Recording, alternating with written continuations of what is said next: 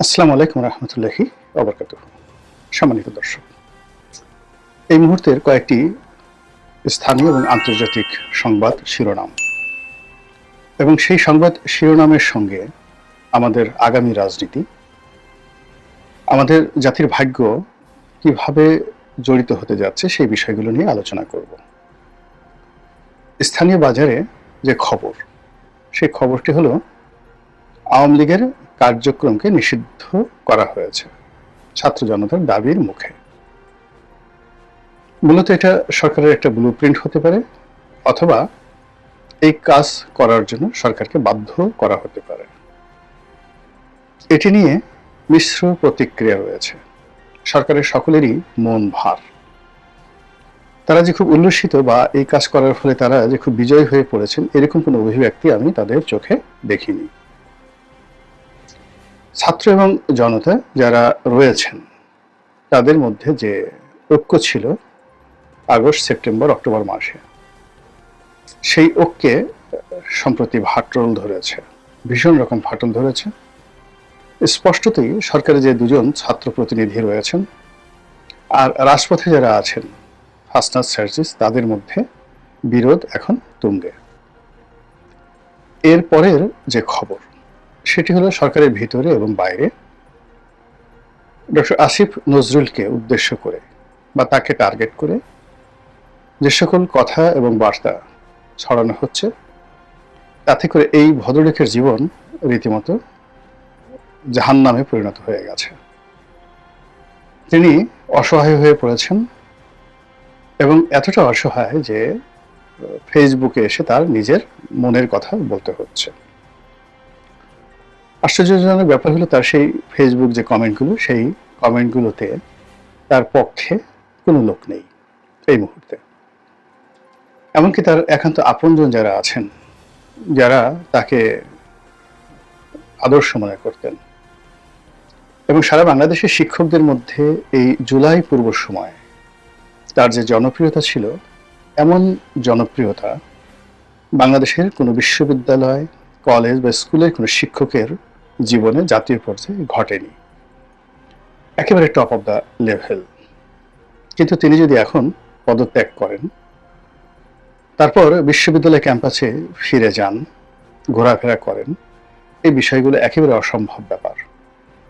তার জীবন, জীবিকা, পরিবার, পরিজন সব কিছু এখন হুমকির মধ্যে পড়ে গেছে। সরকারের ভিতরে তার কোনো সহকর্মী তার প্রতি সহানুভূতিশীল, এটি আমার কাছে মনে হচ্ছে না। তো এরকম নানা রকম মৌলিক যৌগিক যে রসায়নগুলো সরকারের ভিতরে এবং বাইরে চলছে, যে আমরা দেখতে পাচ্ছি। এরপর বাংলাদেশকে কেন্দ্র করে কতগুলো আন্তর্জাতিক ঘটনা ঘটছে, সেগুলো বলার আগে আওয়ামী লীগ যে নিষিদ্ধ হলো, ওটা নিয়ে দু চার কথা বলে নিই। আওয়ামী লীগ নিষিদ্ধ হলো, এটা বিএনপি ভালোভাবে নেয়নি। সবাই অভিযোগ করছে যে জামাতের যারা নেতৃবৃন্দ তারাই এই কর্মটি করিয়েছেন। কিন্তু পুরো পরিস্থিতি এতটা নাজুক হয়ে পড়েছে যে আমিরে জামাত একথা বলতে বাধ্য হয়েছেন রাজনৈতিক দলগুলোর সঙ্গে আলোচনা করে আওয়ামী লীগ নিষিদ্ধের বিষয়ে যদি কোনো সিদ্ধান্ত নেওয়া হতো, এটি ভালো হতো।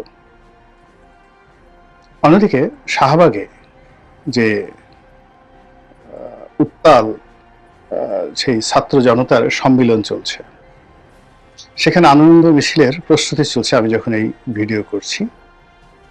আবার ছাত্র জনতার এক পক্ষের অবিসংবাদিত নেতা জনাব পিনাকি, তিনি লন্ডন থেকে না ঠিক প্যারিস থেকে ঘোষণা দিয়েছেন যে আওয়ামী লীগের নিষিদ্ধ হওয়ার যে বিষয়টি, এটি উদযাপন করা দরকার এবং সেখানে জিয়াফত হতে হবে, এবং সেই জিয়াফতে চাকবুম চাকবুম চাঁদনি রাতে একটা বিখ্যাত বাংলা গান রয়েছে, সেই গানটা বাজানোর জন্য তিনি বলেছেন, এবং এজন্য যত খরচ লাগে তিনি সেটা দেওয়ার অঙ্গীকার করেছেন। তো এই যে জিয়াফত, সেই জিয়াফত নিয়ে আমি আরেকটা ভিডিও করব, কিন্তু এখানে এই পর্যন্ত সেখানে শেষ করি খবরের বিষয়ে। তারপর যেটি বলছিলাম যে স্থানীয় এই যে আওয়ামী লীগ নিষিদ্ধ নিয়ে সরকার, বিএনপি, জামাত, অন্যান্য দলগুলোর মধ্যে যে মিশ্র প্রতিক্রিয়া, সবাই কাণ্ডজ্ঞানহীন হয়ে পড়েছেন যে কাজটা কি ঠিক হলো না বেঠিক হলো। এই কাজের প্রেক্ষিতে আমাদের কি বলা উচিত, আমাদের স্ট্যান্ড কি হওয়া উচিত, এই বিষয়ে সরকার, বিরোধী দল কিংবা আগামীতে যারা ক্ষমতায় আসবে বলে ধরে নেওয়া হচ্ছে, তারা কেউ স্ট্রিক্ট, কনক্রিট অ্যান্ড পয়েন্টিভ কোনো সিদ্ধান্ত জানাতে পারছে না বা বক্তব্য দিতে পারছে না। এবং এই দ্বিধাদ্বন্দ্বতা জাতির জীবনে মারাত্মক বিপর্যয় ডেকে নিয়ে আসে। আমাদের সীমান্তে দুটো বড় বড় সমস্যা রয়েছে, ভারতের সঙ্গে এবং মায়ানমারের সঙ্গে। মায়ানমারের সম্পর্কটি এখন আন্তর্জাতিক অঙ্গনে আমরা দ্বিমুখী চাপের মধ্যে পড়েছি। আমেরিকা এবং পশ্চিমা রাষ্ট্র, বিশেষ করে ইউরোপীয় ইউনিয়ন, তারা চাচ্ছে যে বাংলাদেশের ভিতর দিয়ে একটা মানবিক করিডর দেওয়া হোক এবং সেই করিডরটি জাতিসংঘ ব্যবহার করবে মানবিক ত্রাণ পৌঁছানোর জন্য। কোথায়? সেই আরাকান রাজ্যে। তো যেখানে আরাকান রাজ্যে সীমান্তে আরাকান আর্মি প্রহরারত এবং এই আরাকান আর্মির দ্বারা যারা বাস্তুচ্যুত, তাদের মধ্যে জাতিসংঘ কিভাবে ত্রাণ পৌঁছাবে এটা আমার মাথায় ঢোকে না।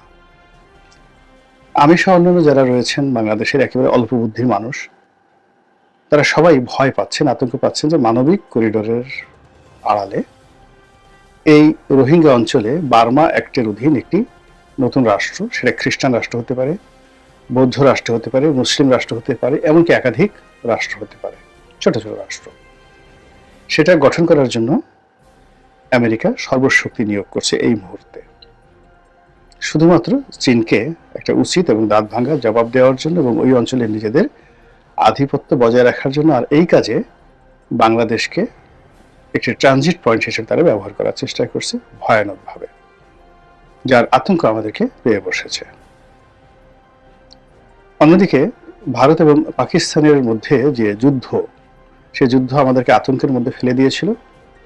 এখন মার্কিন যুক্তরাষ্ট্র এবং চীনের মধ্যস্থতায় এখানে যুদ্ধবিরতি চলছে এবং সম্ভবত এটি স্থায়ী হতে যাচ্ছে। অতীতে যেই কয়বারই ভারত এবং পাকিস্তানের মধ্যে যুদ্ধ হয়েছে, পুরো যুদ্ধটাই ছিল রাজনৈতিক। যখন দুটো রাষ্ট্রে শাসকরা খুব বিপদের মধ্যে থাকেন, তখন তারা এই সীমান্তে উত্তেজনা তৈরি করেন, আবার খুব তড়িঘড়ি করে সর্বোচ্চ 1 সপ্তাহ থেকে 15 দিনের মধ্যে এই যুদ্ধ নিষ্পত্তি হয়ে যায়। এইবারের যে রমরমা যে অবস্থাটা ছিল, যুদ্ধদেহী যে অবস্থাটা ছিল, তাতে সকলের মধ্যে একটা সাসপেন্স চলে আসছিল যে পরমাণু যুদ্ধ বোধহয় শুরু হয়ে গেল। কিন্তু সেটি বন্ধ হয়ে গেছে এবং আমার ক্ষুদ্র বুদ্ধি নিয়ে একেবারে প্রথম দিকে যখন আমি ভিডিও করেছিলাম, তখন আমার কাছে মনে হয়েছিল যে এই যুদ্ধ বেশি দিন দীর্ঘস্থায়ী হবে না এবং এটা খুবই দ্রুত নিষ্পত্তি হয়ে যাবে। এবং এটি নিষ্পত্তি হয়ে গেলে বাংলাদেশের জন্য এক ধরনের বিপদ, আর নিষ্পত্তি না হলেও আর এক ধরনের বিপদ। যদি পাকিস্তান জিতে যেত, পুরো বাংলাদেশে পাকিস্তানি আধিপত্য, ইসলামপন্থীদের বাড়াবাড়ি, এটি মারাত্মক আকার ধারণ করত। আর ভারত যদি জিতে যেত, তাহলে আমাদের সর্বনাশ হতো। কিন্তু এই যে একটা যুদ্ধবিরতি, সেই যুদ্ধবিরতিতে ভারত যে সময়টা পেয়েছে, ব্রিদিং সময়টা পেয়েছে, শ্বাস নেওয়ার সময় পেয়েছে, এই সময়টিতে তারা বাংলাদেশে কূটনৈতিক চাল চালবে। এবং এখন আমাদের জন্য যে বুদ্ধির দুর্ভিক্ষ চলছে, চিন্তা এবং চেতনার যে দুর্ভিক্ষ চলছে, এই দুর্ভিক্ষের মধ্যে অস্ত্রের আঘাত, যুদ্ধের দামামা, এগুলোর চাইতে কেউ যদি আমাদের সাথে চালাকি করে, তারপরে আমাদেরকে ঠকানোর চেষ্টা করে, আমাদের সঙ্গে কূটকৌশল করে, এটি আমাদের জন্য রীতিমতো ডিজাস্টার। এর কারণ হলো গত সেই 15টি বছর ধরে ক্রমাগত জুলুম, অত্যাচার।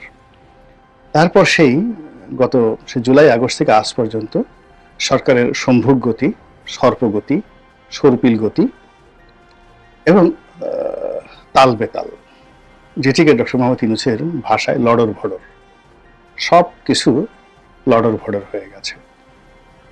এই লড়র ভড়রের কারণে আমাদের মন এবং মস্তিষ্কের উপর গজব নাজিল হয়ে গেছে। মন থেকে ভালো কোনো সুভাষিস আসে না, মস্তিষ্ক থেকে ভালো কোনো চিন্তা আসে না।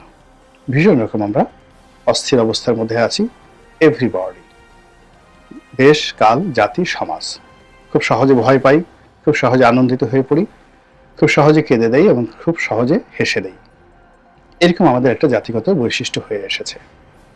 তো এই সময়টিতে যদি কেউ আমাদের সঙ্গে চালাকি করে, একটা চকলেট দেখিয়ে বলে এটা বোমা, আর একটা বোমা দেখিয়ে যদি বলে এটা চকলেট, আমরা এই দুটোর পার্থক্য এই মুহূর্তে করার মতো অবস্থায় নেই। তো সেই কারণে ভারত যদি তার চাণক্য নীতি নিয়ে আমাদের সঙ্গে খেলে, এটি সংগতিকালীন একটা মহা বিপদ এবং বিপর্যয় তৈরি করে ফেলবে।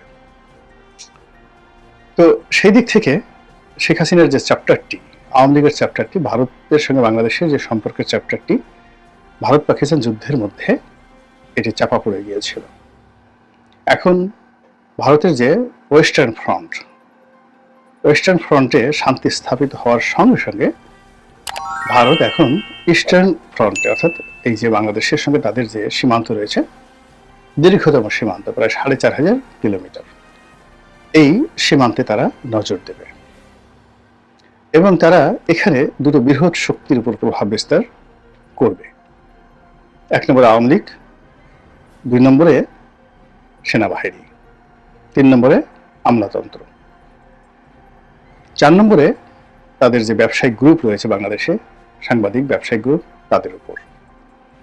এবং এসব কর্মকাণ্ড করে প্রথমত এখানে যে সকল রাজনৈতিক শক্তি রয়েছে তাদেরকে আরো দুর্বল করবে, একেবারে যাকে বলা হয় সিকিমের পর্যায়ে তারা নিয়ে যাবে।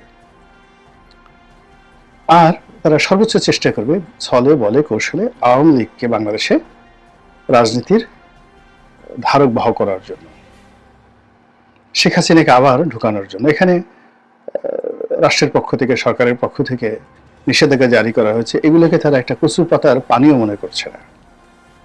যেখানে শেখ হাসিনার যদি ক্ষমতা ধরেন, সেই ক্ষমতা যদি 100 ডিগ্রি ফারেনহাইট হয়, আর এখন ডক্টর মোহাম্মদ ইউনূসের ক্ষমতা যদি ধরেন তাহলে 0 ডিগ্রি ফারেনহাইট, এটার কোনো উত্তাপই নেই, জিরো। তো সেই 100 ডিগ্রি ফারেনহাইট নিয়ে জামাতের মতো একটা ছোট দলকে তারা সর্বশক্তি দিয়ে নিষিদ্ধ করার চেষ্টা করেছে, দমন করার চেষ্টা করেছে, পীড়ন করার চেষ্টা করেছে। ফলাফল শুধু 0 নয়, রিভার্স, উল্টো হয়ে গেছে।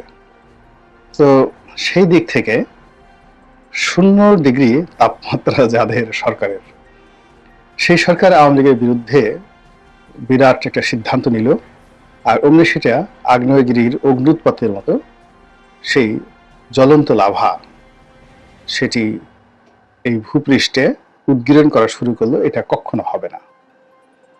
বরং এখানে আওয়ামী লীগের পক্ষে যে বিষয়গুলো হয়ে গেছে, আলটিমেটলি অনেকগুলো জিনিস চলে গেছে, এটি যারা এই সিদ্ধান্ত নিয়েছেন তাদের সবাইকে ভোগাবে।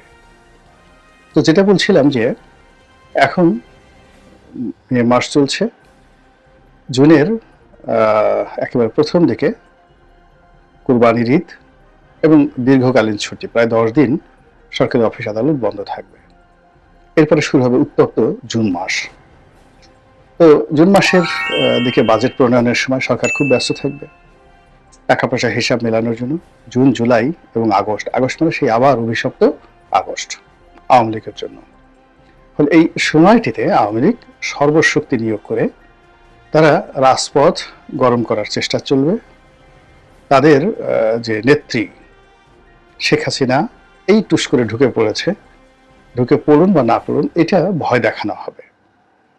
এবং এই ভয়ের জন্য তারা সেই রাখাল বালকের ঘটনা, তারা সেই গল্পের তারা মহড়া দেবে। আজকে ঢুকে গেছেন শেখ হাসিনা ত্রিপুরা দিয়ে, এখন কুমিল্লার এই সীমান্তে আছেন, এরকম গল্প বলবে। আজকে শেখ হাসিনা ঢুকে গেছেন দিনাজপুরে আছেন, গল্প। লোকজন গিয়ে দেখবে ভুয়া ভুয়া ভুয়া, এইভাবে চারিদিক থেকে যখন ভুয়া ভুয়া আওয়াজ হবে এবং লোকজন যখন একেবারে নিশ্চিত হবে যে আওয়ামী লীগের কোনো শক্তিই নেই, তখন অলনে ছাড়েন তারা এমন এক আক্রমণ চালাবে, এমন এক ঘটনা ঘটবে যা কিনা সবাইকে হতভম্ব করে দিবে। এবং এটা নতুন কিছু নয়, হাজার হাজার বার সকল রাজনৈতিক দল গোষ্ঠী এইভাবে করেছে। আপনি যদি শ্রীলঙ্কার ইতিহাস দেখেন, সেখানে দেখেন রাজাপাকসে যেভাবে, মহেন্দ্র রাজাপাকসে যেভাবে পালিয়ে গেছেন শেখ হাসিনা, সেভাবে পালিয়ে গেছেন। আবার সেই মহেন্দ্র রাজাপাকসের যারা লোকজন যেভাবে ক্যান্টনমেন্টে ছিলেন, ওভাবে শেখ হাসিনার লোকজন ক্যান্টনমেন্টে ছিল এবং এখনো আছে। তারপর হেলিকপ্টারে করে, সামরিক হেলিকপ্টার করে, যে সামরিক হেলিকপ্টারে করে মহেন্দ্র রাজাপাকসে পালিয়েছেন, সেই সামরিক হেলিকপ্টার করে তিনি আবার শ্রীলঙ্কাতে ফিরেছেন। এখন গিয়ে দেখেন তিনি কেমন আছেন। তো আমরা বাংলাদেশ শ্রীলঙ্কা হয়ে যাচ্ছে, হয়ে যাবে ইত্যাদি কথা যেভাবে বলছি, তার সঙ্গে সঙ্গে এই যে শ্রীলঙ্কার যে সাম্প্রতিক উদাহরণ, সেই উদাহরণগুলো যদি আপনি টানেন, আপনার ভয় না পেয়ে কোনো কারণ নেই। তো কাজেই পরিস্থিতি জটিল অবস্থায় আছে, এটা ক্রমশ জটিল হয়ে যাচ্ছে, প্রকৃতি খেলছে, আর সেই প্রকৃতির যে অবলীলা যে খেলাধুলা, ড্যাম কেয়ার প্লেইং, সেটা আমরা কিভাবে দেখব, কিভাবে আনন্দ পাবো, কিভাবে উল্লসিত হব, এটা সময় আসলে বলা যাবে। আল্লাহ আমাদের সবাইকে হেদায়েত দান করুন এবং হেফাজত করুন। আসসালামু আলাইকুম ওয়া রাহমাতুল্লাহি।